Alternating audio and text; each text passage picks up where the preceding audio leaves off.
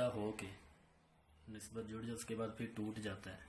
ہاں بیٹا، صبح شام رات کو سونے سے پہلے سورہ فرقان کی 23 نمبر آیت ہے وَقَدَمْنَا إِلَىٰ آمِنُوا. یہ والی آیت جو ہے نا 3، یہ مجرب نسخہ ہے اور قرآن سے علاج جائز ہے.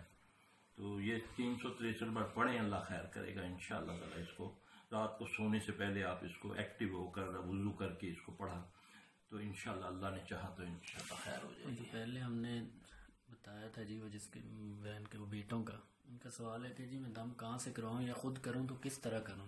بس دم کیا ہوتا ہے؟ دم یہی ہے کہ آپ پڑھ کے اپنے جسم پر ہاتھ پھیر لیں، جیسے رات کو سونے سے پہلے نبی صلی اللہ علیہ وسلم اپنے آپ کو دم کرتے تھے.